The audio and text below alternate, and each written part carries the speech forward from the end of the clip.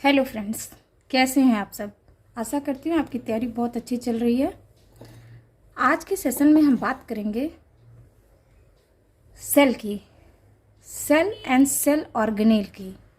तो one of the cell organelle and very important cell organelle is cell membrane, या हम कहते हैं plasma membrane.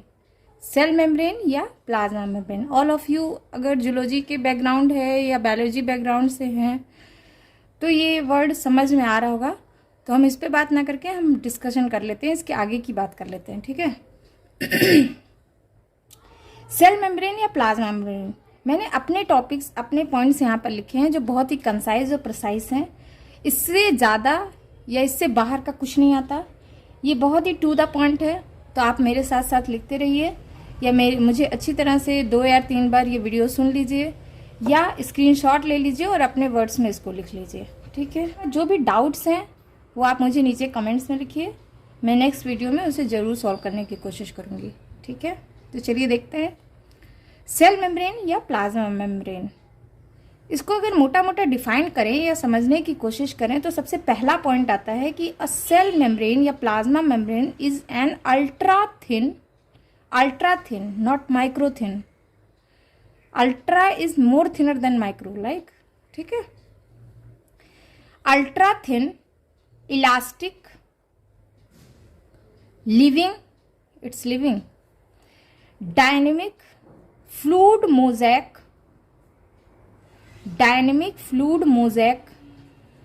Predominantly non covalent bond आपने सुना होगा, बायोलॉजी ग्रुप से हैं तो, supramolecular assembly of amphipathic lipids, supramolecular assembly of यानी water level and water heater both, amphipathic lipids, proteins and trace amount of carbohydrates, enclosing every type of cell, both prokaryotic and eukaryotic.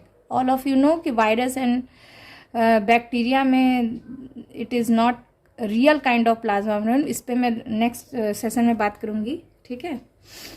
अभी real plasma membrane या actual plasma membrane क्या है उसकी बात कर लेते हैं, ठीक है। तो दैट इज़ द मोटा मोटा समझने के लिए कि व्हाट इज़ प्लाज्मा मेम्ब्रेन, ठीक है। अब ये जो सारे पॉइंट्स प्लाज्मा मेम्ब्रेन के बारे में आप यहाँ पे लिखा हुआ है, ये कहाँ से आया? तो जब हम इसके स्टडी करते हैं आगे, structure, anatomy, all these things, तो हम पाते हैं कि कुछ इस तरह की चीज़ होगी तो उसको हम कहेंगे प्लाज्मा मेम्ब्रेन, राइट।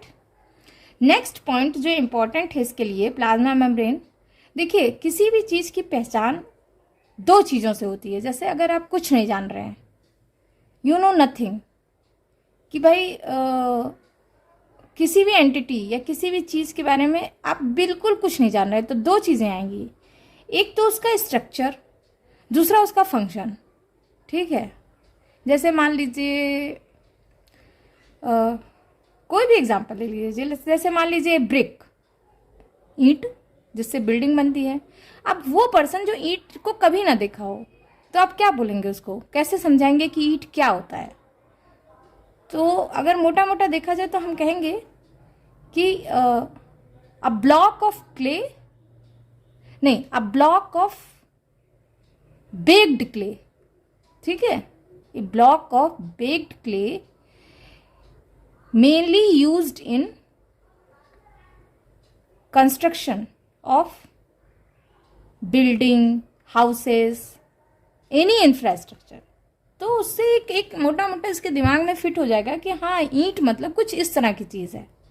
इसी तरह हम प्लाज्मा मेम्ब्रेन की बात करते हैं तो प्लाज्मा मेम्ब्रेन को हम इस तरह से लिखते हैं कि plasma membrane is an ultra thin, elastic, living, dynamic fluid mosaic, predominantly non covalent supramolecular assembly of amphipathic lipids, proteins and trace amount of carbohydrates, enclosing every type of cells, both prokaryotic and eukaryotic, right? Next point, plasma membrane के function की बात कर लेते हैं। It physically separates the cytoplasm from the surrounding extracellular environment and act as a selective transport barrier, plus mediate a number of biologically important processes like signal transduction, enzymatic reaction, energy conversion. ठीक है, तो ये बहुत सारे function perform करता है. तो that is very important point of plasma membrane. तो इसे आप अपने वर्ड्स में भी लिख सकते हैं, यहाँ से भी स्क्रीनशॉट ले सकते हैं. कोशिश करिए कि मेरे वीडियो को सुनिए और उसके बाद अपने वर्ड्स में लिखिए, क्योंकि जब आप अपने वर्ड्स में लिखेंगे, अपना मेमोराइज करके लिखेंगे, तो आपको एकदम एग्जैक्ट याद हो जाएगा, फिर कभी भूलेगा नहीं. ठीक है, नेक्स्ट पॉइंट प्लाज्मा मेम्ब्रेन की बात कर लेते हैं. तो सब आएगा केमिकल कंपोजिशन, कि भाई ये किस चीज़ से बना होता है. सॉरी, केमिकल कंपोजिशन में मैंने देखा या साइंटिस्ट ने देखा तो पाया कि ये 3 तरह की चीज़ें इसके अंदर हैं जिससे प्लाज्मा मेम्ब्रेन बना हुआ है. First, amphipathic lipids. एम्फी आप जानते हैं बोथ, पैथिक यानी उससे अटैच होने वाला, लिपिड्स. लिपिड्स यानी फैट, आप सारे जानते हैं. Lipids contain both polar and non polar part with in the same molecule. समझ आई बात. Polar and non polar part same molecule में रहेगा तभी तो वो एम्फीपैथिक लिपिड्स बनेगा. ठीक है. सेकेंड पॉइंट है प्रोटीन. देखा गया कि ज्यादातर ग्लोब्यूलर प्रोटीन होते हैं प्लाज्मा मेम्ब्रेन में. क्या होते हैं? Globular protein. कई तरह के होते हैं जिसमें one of the protein is globular protein. ठीक है. नेक्स्ट है कॉन्जुगेटेड कार्बोहाइड्रेट. कॉन्जुगेटेड यानी जुड़ा हुआ. कार्बोहाइड्रेट के भी कुछ परसेंटेज हैं प्लाज्मा मेम्ब्रेन में. either covalently attached to a membrane lipid or to a membrane protein. ये जो कार्बोहाइड्रेट होगा या तो लिपिड से अटैच रहेगा या तो प्रोटीन से अटैच रहेगा. ठीक है. तो ये 3 चीजें हैं जो प्लाज्मा मेम्ब्रेन को बनाती हैं. एक इम्पॉर्टेंट पॉइंट है यहाँ पे कि भाई कितना कितना पाया जाएगा, क्या परसेंटेज है. तो देखा गया कि लिखा गया कि the relative proportion of proteins and lipids in any membrane depend on the physiological role played by the membrane. right? जो भी प्रोटीन या लिपिड का परसेंटेज होगा वो डिपेंड करेगा कि कहाँ पे प्लाज्मा मेम्ब्रेन है. क्या ये प्लाज्मा मेम्ब्रेन उस सेल का है जो मसल्स का है जहाँ पे प्रोटीन की ज़्यादा ज़रूरत है, क्या उस सेल का है जहाँ पर नर्व ट्रांसमिशन हो रहा है, जहाँ पे लिपिड की ज़्यादा ज़रूरत है. ठीक है. तो जहाँ जहाँ जिस चीज़ का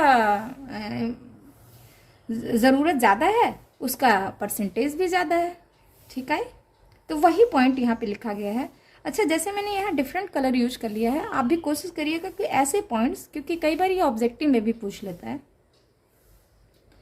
ठीक है. नेक्स्ट सब टॉपिक लेते हैं. तो हम बात करते हैं, अब आपने यहाँ देखा लिपिड, प्रोटीन, कार्बोहाइड्रेट. चलो इसको डिटेल में कर लेते हैं. प्लाज्मा मेम्ब्रेन लिपिड समझ लेते हैं. तो lipid constitutes about 50% of the mass of most animal cell membrane. Animal cell की बात कर रहे हैं, जूलॉजी का सेक्शन का पढ़ रहे हैं तो हम एनिमल सेल की बात कर लेते हैं. लिपिड देखा गया कि 50% है. ठीक है, सेल मेम्ब्रेन का. All of the lipid molecule in cell membrane are amphipathic. That is they have a hydrophilic यानी वाटर लविंग और पोलर एंड, या तो इसको पोलर एंड कह सकते हैं, हाइड्रोपोलर एंड, या हाइड्रोफोबिक या नॉन पोलर एंड. ठीक है. 3 major classes of amphipathic lipids: glycerophospholipid, sphingolipid and sterol. ये आप याद कर लीजिएगा कितने तरह के एम्फीपैथिक लिपिड्स होते हैं. ग्लिसरोफॉस्फोलिपिड, स्फिंगोलिपिड एंड स्टीरॉल्स. ठीक है. जो केमिस्ट्री के होंगे या जिन्होंने कभी केमिस्ट्री पढ़ी होगी वो इसका स्ट्रक्चर भी समझ पा रहे होंगे. ठीक है. The relative proportion of these lipids vary in different membranes. ठीक बात है. अब देख लेते हैं glycerophospholipids. Glycerophospholipids made up of 3 component: a phosphorylated head group, 3 carbon glycerol backbone और 2 हाइड्रोकार्बन फैटी एसिड चेन. समझ आई बात. जो ग्लिसरोफॉस्फोलिपिड का केमिकल कंपोजिशन देखा गया तो इस तरह से पाया गया. The phosphorylated head group is attached to the carbon 3 of the glycerol backbone, while the two fatty acid chains are attached to the other two carbon atom. ठीक है. The phosphorylated head group is a strongly polar group, while fatty acid chain is a strongly non-polar group. This kind of structure makes glycerophospholipids amphipathic molecule. समझ आई बात? जो इसका third carbon है वो glycerol backbone से attach होता है, जबकि दो फैटी एसिड चेन्स वो दूसरे जो बाकी के दो कार्बन है, तीन कार्बन है ना, तीन कार्बन ग्लिसरॉल बैकबोन है, तो एक कार्बन से फॉस्फोराइलेटेड हेड ग्रुप अटैच हो जाएगा, बाकी दो कार्बन से क्या अटैच हो जाएगा? Fatty acid. तो जो फॉस्फोराइलेटेड हेड ग्रुप है वो स्ट्रांगली पोलर ग्रुप होता है, जबकि फैटी एसिड ग्रुप क्या होता है? स्ट्रांगली नॉन पोलर ग्रुप होता है. और ये सब कुछ क्या बना देता है उस मॉलिक्यूल को?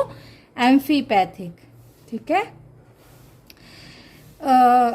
Due to this property the glycerophospholipids spontaneously form a bilayer in aqueous medium. ठीक है. अगर उसे लिक्विड चीज़ों में डाली जाए तो वो क्या बना देता है? एक बाइलेयर बना लेता है. Thus give rise to basic structure of membrane. और इस तरह से उसे बेसिक स्ट्रक्चर बना देता है. ठीक है. ये प्लाज्मा मेम्ब्रेन का बेसिक स्ट्रक्चर बनाता है. नेक्स्ट है sphingolipid. Sphingolipids have a sphingosine backbone in place of the glycerol. जैसे यहाँ पे ग्लिसरॉल है तो यहाँ पे स्फिंगोसीन होगा. ठीक है. Like the glycerophospholipid, they also have a phosphorylated head group and two hydrocarbon chain. जैसे इसमें था phosphorylated head group, तो इसमें भी होगा और दो हाइड्रोकार्बन चेन होंगे. One of the hydrocarbon chain comes from fatty acid and other is a fatty acid found in the glycerophospholipid.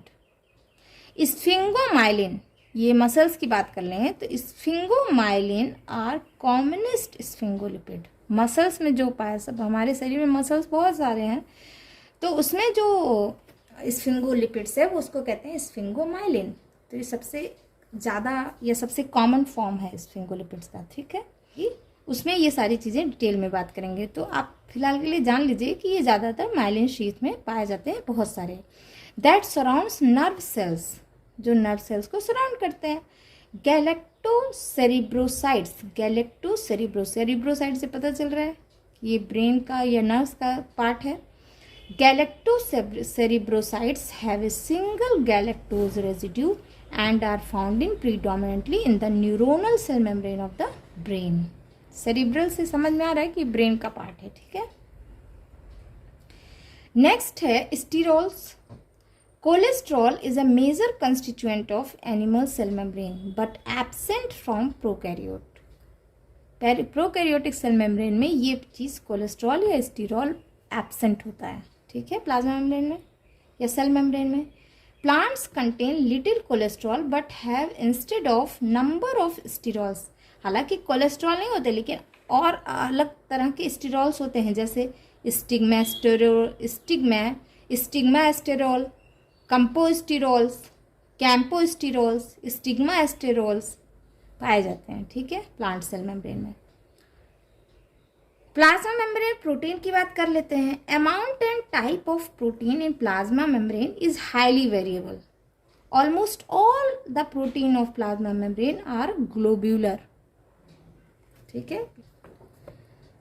अब अगर सेल मेम्ब्रेन का मॉडल की बात कर ली जाए तो आपने बहुत सारे मॉडल सेल मेम्ब्रेन के देखे होंगे ना. रॉबर्ट हुड का unit membrane model, Singer Nicolson का फ्लूइड मोज़ेक मॉडल. तो there are number of models propose time to time, लेकिन जो मोस्ट एक्सेप्टेड मॉडल है अभी तक वो है फ्लूइड मोज़ेक मॉडल, जिसे किसने प्रपोज किया था? सिंगर एंड निकोलसन ने. कब? 1972 में. ठीक है. तो इनके हिसाब से proteins are classified into two main types according to their position in plasma. Position के बेसिस पे प्रोटीन को इन्होंने दो भागों में बांट दिया. पहला है इंटीग्रल और इंट्रिंसिक प्रोटीन, दूसरा है पेरिफेरल और एक्सट्रिंसिक प्रोटीन. समझ में आ रहा है? इंटीग्रल मतलब उसमें धसा हुआ सा या उसी से बिल्कुल अटैच, उसका एक पार्ट समझ लीजिए. इंट्रिंसिक जिसको कहते हैं. पेरिफेरल यानी ऊपर से या extrinsic protein. The intrinsic proteins associate firmly with the inner part of the membrane lipid bilayer. Intrinsic protein क्या होता है, मेम्ब्रेन लिपिड बाइलेयर के इनर पार्ट में बहुत ही मजबूती के साथ अटैच होता है। And they can only be separated by harsh enzymatic and detergent treatment. इसको जब लेबोरेटरी में ट्रीटमेंट देते हैं किसी एंजाइम का, तभी ये सेपरेट हो सकता है, मतलब they are very firmly attached. इसके अलावा on the other hand extrinsic, या आप जिसको कहते थे पेरिफेरल प्रोटीन, ये have a weaker association and are bound to lipids of membrane by electrostatic interaction. ये केवल आयनिक बॉन्ड से जुड़े होते हैं और इन्हें आसानी से सेपरेट किया जा सकता है। तो ये हो गया extrinsic protein and intrinsic protein. अब अगर मेम्ब्रेन कार्बोहाइड्रेट की बात कर लें तो membrane carbohydrates are present as short, बहुत छोटा, अनब्रांच्ड और ब्रांच चेन ऑफ सुगर या oligosaccharides attached either to the exterior ectoproteins या फॉर्मिंग ग्लाइकोप्रोटीन्स, ठीक है, और to the polar end of phospholipid at the external surface of the plasma membrane, और बना लेते हैं ग्लाइकोलिपिड्स। तो जब ये प्रोटीन से कार्बोहाइड्रेट अटैच हो जाते हैं तो ग्लाइकोप्रोटीन कह देते हैं, लिपिड से अटैच हो जाते हैं तो ग्लाइकोलिपिड कह देते हैं, ठीक है। Almost no carbohydrate is located at the cytoplasmic side. तो साइटोप्लाज्मिक साइड की तरफ, यानी साइटोप्लाज्म की तरफ कोई भी बहुत कम कार्बोहाइड्रेट प्रेजेंट है, ठीक है। अब मॉलिक्यूलर आर्किटेक्चर की बात कर लेते हैं। तो molecular architecture of plasma membrane देखा जाए, on the molecular basis plasma membrane is considered a two dimensional structure by biochemist because of its extremely thin structure. The molecular structure of plasma membrane has been a field of intense research and a number of models have been proposed from time to explain it. जैसे Langmuir से शुरू हुआ 1917 से, और Unwin या Henderson 1975 तक आया। The fluid mosaic model proposed by Singer and Nicholson in 1972 with modification by Unwin and Henderson in 1975 is now the universally accepted model for the molecular architecture of plasma membrane. तो ये खाली plasma membrane के लिए नहीं, जितने भी bio membrane है उसके लिए फिट बैठता है ये मॉडल, ठीक है। तो थोड़ा सा देख लेते हैं क्या है। ये देखिए, जैसे मैंने यहाँ पे ड्रॉ किया है ना, आप इसी तरह, बहुत ही सिंपल है, इससे ज़्यादा जैसे बुक्स में बहुत कॉम्प्लेक्स टाइप के पिक्चर्स और डायग्राम्स बने हुए हैं, there is no need to draw anything. आपको सिर्फ वही चीज़ ड्रॉ करनी है जो आप उसे एक्सप्लेन कर सकें या देखने में समझ में आए। जैसे मैंने यहाँ 2 कलर से यूज कर लिया है, जो जिस पेन से आपको मैं बताती हूँ उसी पेन से मैंने यहाँ पे फटाक से ड्रॉ कर लिया। इससे क्या हुआ, आपको समझने में खुद को भी आसानी हुई और एग्जामिनर भी समझ लिया। एग्जाम में इतना टाइम नहीं होता कि आप अलग अलग कलर्स के पेन, हाँ जहाँ नीड होगी वहाँ हम जरूर बताएंगे, क्योंकि कलर डिफरेंट कर देने से क्या होगा, हम कई बार नॉमेनक्लेचर नहीं भी करते हैं तो एकदम से निकल के आता है कि हाँ भाई ये this is the different parts, this is the different चीज, ठीक है। तो मैंने क्या किया है कि जो लिपिड बाइलेयर हैं उनको मैंने रेड कलर यूज कर लिया है और प्रोटीन को मैंने ब्लू कलर से कर दिया है। अब ये देखिए, ये इस तरह से लिपिड बाइलेयर होते हैं, एक हाइड्रोफोबिक है, हाइड्रोफिलिक। इधर एक्सटीरियर कर दिए, इधर साइटोसॉल का मतलब इधर तुम्हारे सारे सेल ऑर्गेनेल्स होंगे, ठीक है, वैक्यूल्स, न्यूक्लियस और ये सारी, और इधर बाहर की तरफ है, ये बाहर की तरफ का स्ट्रक्चर है, ये लिपिड बाइलेयर है, ये बाहर है, ये अंदर है, ठीक है। अब इसमें मैंने एक प्रोटीन का पार्ट बनाया जो इंटीग्रल प्रोटीन है, हमने पहले बताया ना इंटीग्रल प्रोटीन, जो इसी में फर्मली अटैच्ड है, और एक है पेरिफेरल प्रोटीन, एक है पेरिफेरल प्रोटीन, देख रहे हैं ना। इसके साथ साथ कुछ मैंने ये भी बना दिया है, इसको मैं कह देती हूँ ग्लाइकोप्रोटीन, देख रहे हैं, लिपिड से प्रोटीन से अटैच्ड है। अब अगर अंदर की बात कीजिए तो वहां भी इसी तरह से कुछ कुछ लिपिड एंकर्स हो जाएंगे। ये देखिए लिपिड एंकर्स, ये प्रोटीन मॉलिक्यूल्स, ठीक है। Membrane protein can be classified into 3 categories, integral, lipid anchor and peripheral. ये तो हम अभी बात कर रहे हैं सिंगर निकोलसन मॉडल की, ठीक है। इनके हिसाब से मेम्ब्रेन प्रोटीन 3 तरह के हैं, लिपिड एंकर्ड है, इंटीग्रल है और पेरिफेरल प्रोटीन है, ठीक है। Model envision a membrane as a structure in which a mosaic of protein is discontinuously embedded in or attached to a fluid lipid bilayer.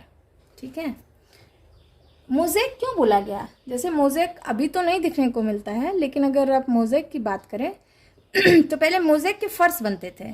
उसमें क्या होता था? Different kinds of what is it, marbles या stones क्या होते थे, पहले एक सीमेंटेड लेयर होती है, उसमें अलग अलग तरह के अलग अलग शेप के स्टोन्स धसे हुए होते थे. ठीक है, तो उसको हम कह देते थे मोज़ेक, जिसमें शेप वेरिएशन होता है. इसी तरह समझ लीजिए ये लिपिड बाइलेयर क्या है, आपका सीमेंट वाला पार्ट हो गया. और ये प्रोटीन क्या है? ये प्रोटीन है आपका वही कलरफुल स्टोन्स जो अलग अलग शेप के हैं, तो धसे हुए हैं. तो यही बात यहाँ पे कही गई है कि डिसकंटिन्यूअसली एम्बेडेड इन और attach to a fluid lipid bilayer. ठीक है. Singer-Nicolson model retained the basic lipid bilayer structure of earlier model of plasma membrane. पहले जैसे बताया गया था कि लिपिड लेयर बाइलेयर है, तो इसमें भी इन्होंने देखा कि लिपिड लेयर बाइलेयर ही है. But they viewed membrane protein in entirely different way, that is as discrete globular entity that associated with the membrane on the basis of their affinity of the heterogen. लेकिन difference क्या है? Difference पाया कि भाई there is a protein. वो protein क्या है? अलग अलग तरह से अटैच्ड है. अगर हाइड्रोफोबिक हैं तो हाइड्रोफोबिक तरफ हैं, हाइड्रोफिलिक हैं तो हाइड्रोफिलिक की तरह अटैच्ड हैं. तो ये लिपिड बाइलेयर में अलग अलग जगह पे अलग अलग तरह के प्रोटीन अटैच्ड हैं. The model turn out to be in conformity with the experimental data and electromagnetic images. ठीक है, इलेक्ट्रॉन माइक्रोस्कोपिक इमेजेस.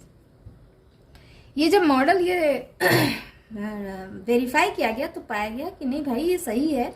कई तरह के इमेजेस निकाले गए, कई तरह के एक्सपेरिमेंट किए गए, तो पाया गया नहीं this fluid mosaic model is correct model for the plasma membrane. Lipid layer, ये इंपॉर्टेंट पॉइंट है, याद रखिएगा. जो लिपिड बाइलेयर है ना, lipid bilayer is thermodynamically the most stable structure. समझ आ रही है? ये बहुत स्टेबल होता है, जल्दी से ये टूटता नहीं है, और इसमें बहुत तेजी से बहुत सारे फंक्शन होते रहते हैं. Lipid bilayer is thermodynamically the most stable structure when amphipathic lipids are subjected to an aqueous medium. ठीक है.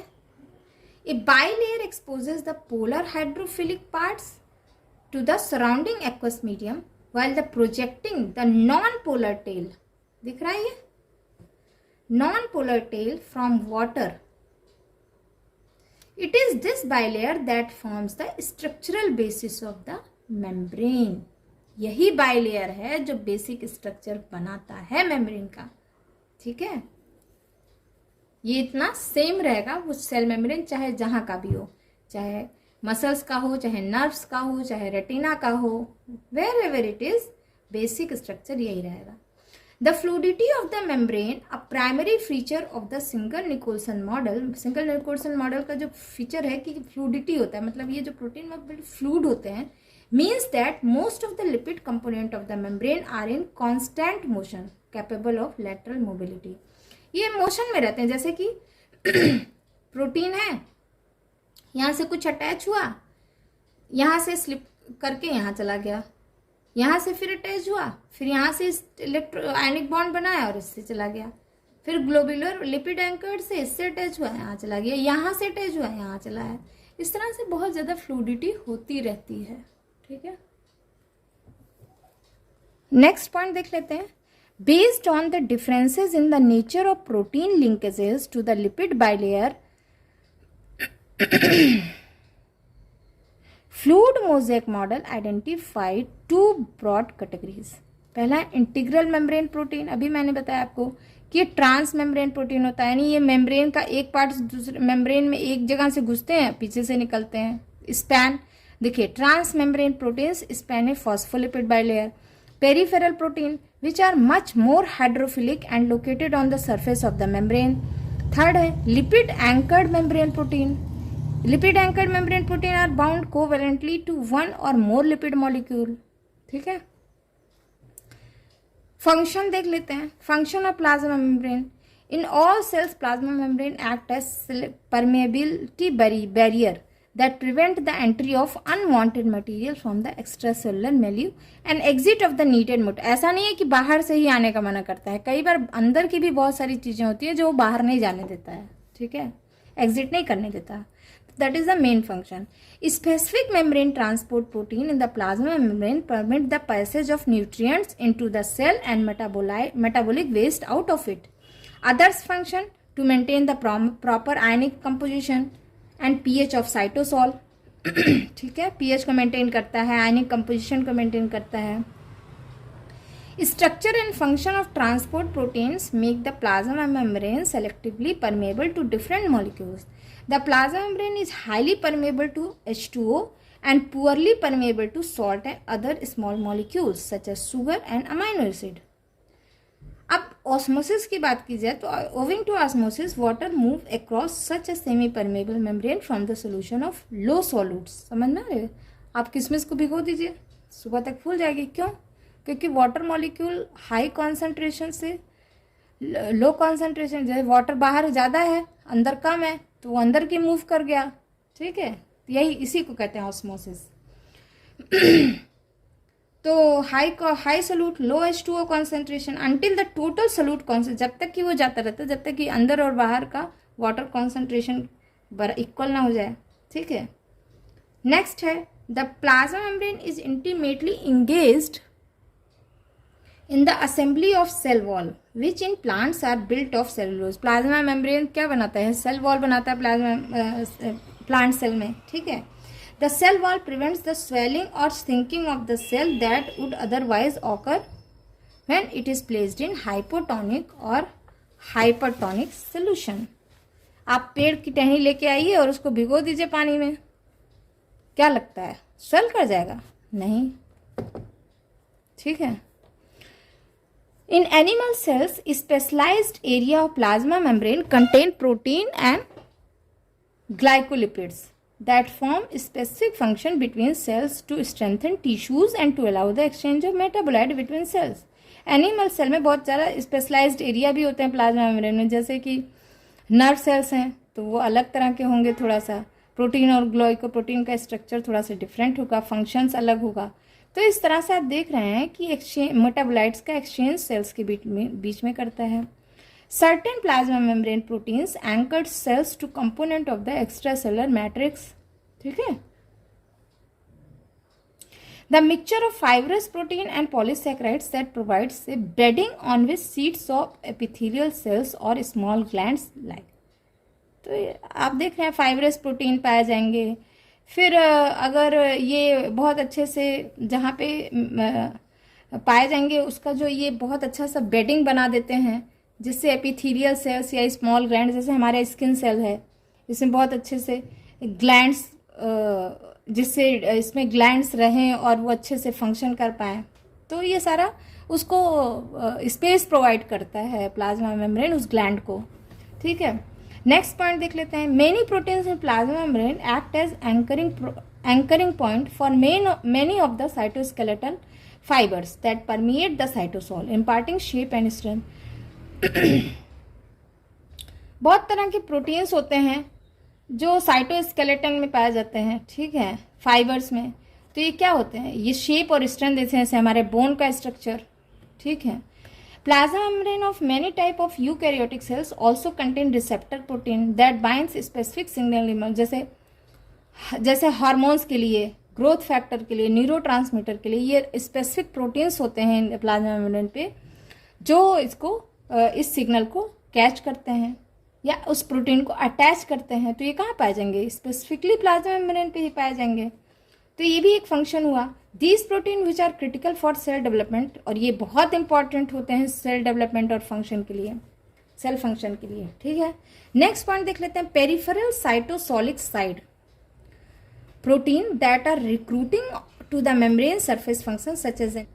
नेक्स्ट पॉइंट देख लेते हैं. पेरिफेरल साइटोसोलिक साइड प्रोटीन जो होते हैं ना, यही रिक्रूट करते हैं सरफेस पे कि भाई कौन सा एंजाइम काम करेगा, इंट्रासेलुलर सिग्नल ट्रांसड्यूसर कौन बनेगा, अंदर कौन जाएगा, स्ट्रक्चरल प्रोटीन देंगे जो मेम्ब्रेन को स्टेबलाइज करें. तो that is the function of the plasma membrane. अब थोड़ा सा यहाँ पे देख लेते हैं. एक्टिव ट्रांसपोर्ट अक्सर पूछ लेता है, active transport and sodium potassium pump. तो इसको समझ लेते हैं, यहाँ पर इंपॉर्टेंट है क्योंकि यही फंक्शन हर जगह होगा, चाहे वो मसल्स में होगा, न्यूरॉन्स में होगा, wherever it plasma membrane, the function of plasma membrane is same. ठीक है. Active transport uses specific transport protein, simple as that. Active यानी एनर्जी खर्च करके हम कोई चीज कर रहे हैं. ठीक है. सुबह उठने का मन नहीं है लेकिन हम उठेंगे कैसे, तो उसके लिए क्या करना होगा, हमें कोई पुश करना होगा अपने आप को. वो कोई भी चीज़ हो सकती है, तो अलार्म हो सकता है, या तो मम्मी की डांट हो सकती है, तो पापा की डांट हो सकती है, या तो खुद से इच्छा शक्ति ऐसा लगाएंगे कि हम एक्टिव कर पाएँ अपने आप को मॉर्निंग. ठीक है. तो that is the active function. तो इसी तरह मेम्ब्रेन भी करता है. प्लाज्मा मेम्ब्रेन को भी कुछ ज़रूरत पड़ती है एक्टिव ट्रांसपोर्ट करने के लिए. और ये एक्टिव ट्रांसपोर्ट किसके थ्रू करता है, प्रोटीन के थ्रू. और इस प्रोटीन को हम क्या कहते हैं, pump, which uses metabolic energy. और ये एनर्जी कहाँ से लेता है, एटीपी के फॉर्म में. ATP to move ions and molecules against their concentration gradient. ठीक है. उठने का मन नहीं कर रहा लेकिन उठना है, तो हम किसके अगेंस्ट जाते हैं, अगेंस्ट द विल. तो हम क्या करते हैं, तो ऐसे प्लाज्मा मेम्ब्रेन भी करता है, अपने कॉन्सेंट्रेशन ग्रेडियंट के अगेंस्ट काम करता है. ठीक है. तो इसको कहते हैं एक्टिव ट्रांसपोर्ट. जैसे कि in both vertebrates and invertebrates, the concentration of sodium is about 10 to 20 times higher in the blood than in the cells. The concentration of potassium is reverse. Sodium आप क्या है 10 से 20% हाइयर होता है blood में, और पोटेशियम उल्टा होता है. पोटेशियम का कॉन्सेंट्रेशन बाहर की तरफ ज़्यादा होता है. तो generally 20 to 40 times higher inside the cell. Such a low sodium concentration is inside and cell is maintained by sodium potassium pump. ये कैसे मेंटेन रहता है, इसी पंप से. ठीक है. वो एनर्जी लेके एनर्जी खर्च कर करके एटीपी के थ्रू उसको इस कॉन्सेंट्रेशन को मेंटेन रखती है. क्या, सोडियम आयन ब्लड में higher in blood than within the cell. ठीक है. पोटेशियम आयन इसका उल्टा होगा, 20 to 40 टाइम्स हायर हो गए सेल के अंदर. ये मेंटेन कैसे रहता है, सोडियम पोटेशियम पंप के थ्रू. और ये कैसे फंक्शन करता है, sodium potassium pump, it is anion pump और कैट आयन एक्सचेंज पंप. आपने पढ़ा होगा anion and cation, which is driven by energy of 1 ATP molecule. ठीक है. एक एटीपी का मॉलिक्यूल एक्सपोर्ट करता है 3 sodium ion outside the cell. इसके बदले में क्या लेता है, in exchange of import of 2 potassium ion inside the cell. समझ में आ रहा है. एक मॉलिक्यूल एटीपी का लगेगा, खर्च होगा, उससे 3 सोडियम आयन सेल से बाहर जाएंगे और 2 पोटेशियम आयन सेल के अंदर आएंगे. याद रखिएगा, 3 सोडियम 2 पोटेशियम, 3 सोडियम 2 पोटेशियम. ठीक है. इलेक्ट्रिक ऑर्गन ऑफ ईल. ईल एक फिश होती है जिसके इलेक्ट्रिक ऑर्गन पे रिसर्च किया गया और पाया गया कि भाई electric organ of eel are found to be very rich in this enzyme और पंप. वहाँ बिल्कुल अगर इलेक्ट्रॉन माइक्रोस्कोप के नीचे ईल को लेके आइएगा और उसके इलेक्ट्रिक ऑर्गन को देखिए तो बिल्कुल साफ दिखता है ये फंक्शन होते हुए. ठीक है. अच्छा, अब ये ऐसे नहीं प्रोटीन मूव कर जाता है, इसके लिए भी कुछ चाहिए भाई. सोडियम पोटेशियम एटीपीएज, ये है एक प्रोटीन. एज से समझ में आ रहा है, this is the enzyme. As लगा देते हैं तो क्या बन जाता है, एंजाइम. तो sodium potassium ATPase is a transmembrane protein which is a dimer having 2 subunit. One smaller unit which is a glycoprotein of 50,000 Dalton watt having unknown function, इसका function नहीं पता है. Another unit वो larger है, उसका 20,000 Dalton है, अरे 1,20,000 Dalton है. ठीक है. Larger subunit of sodium potassium ATPase perform actual function of cation transport. It has 3 sides of its extracytoplasmic surface, 2 sides for potassium ion, and one site for inhibitor uaben. Important point है uaben, एक inhibitor भी होगा भाई, क्योंकि हमको तो 2 ही potassium लेके आना है, ठीक है। तो एक जो और तीसरा साइट है उस पर एक इनहिबिटर अटैच हो जाएगा जिससे पोटेशियम आके अटैच ना हो, ठीक है। तो अब देखते हैं कि साइटोसोलिक साइड में, on it cytosolic side the larger सब unit contain 3 sites for sodium ion and also has 1 catalytic site for a ATP molecule. यहाँ पे इनहिबिटर की जरूरत, क्योंकि 3 सोडियम लेके आना है, ठीक है, और एक हमको मिल जाएगा catalytic site for ATP molecule. Drives conformational exchange in sodium potassium is that allow the pump to transport 3 sodium ion out and 2 sodium ion inside the cell। समझ आ रहा है? अब यहाँ मैंने एक पिक्चर ड्रॉ किया है, आप सेम इस तरह ड्रॉ कर सकते हैं। मैंने एक इस तरह से एक बना दिया है, this is the ATP molecule, ठीक है, अरे सॉरी, ये है आपका वही डाइमर, सोडियम पोटेशियम इज कह सकते हैं। अब देखिए आप, ये इसका, ये क्या है, इनसाइड, सॉरी ये क्या है,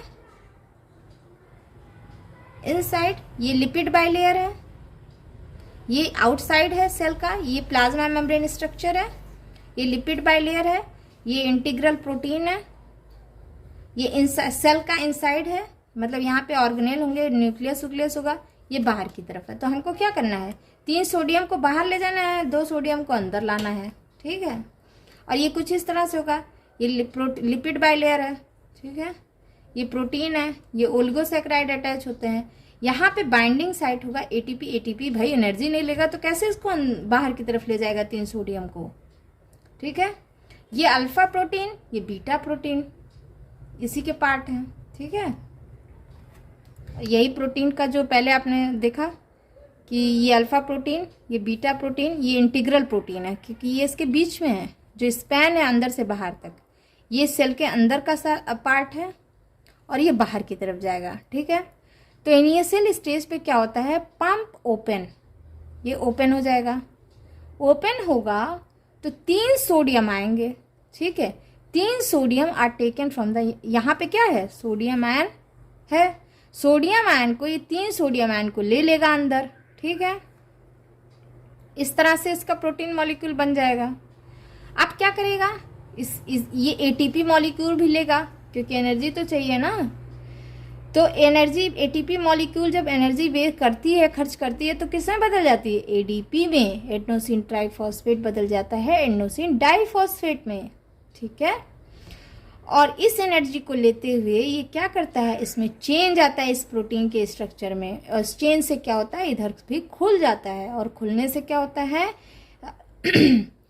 अच्छा, ये जो इसका फास्फोरस इससे अटैच हो जाता है और ये इसको खोल देता है। एक conformational change following phosphorylation expel 3 sodium ion outside.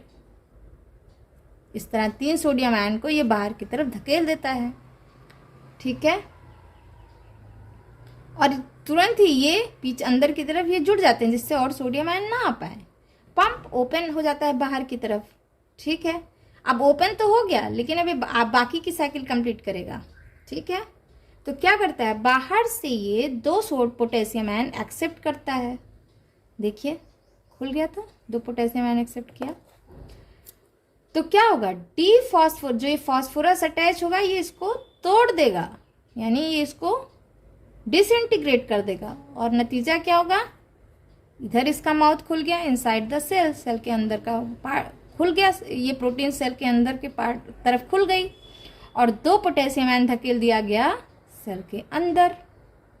साथ साथ क्या हुआ, ये जो फास्फोरस यहाँ अटैच हुआ था इसको ये ट्रिगर करके डिसइंटीग्रेट करके हटा देता है, तो ये फास्फोरस हट गया।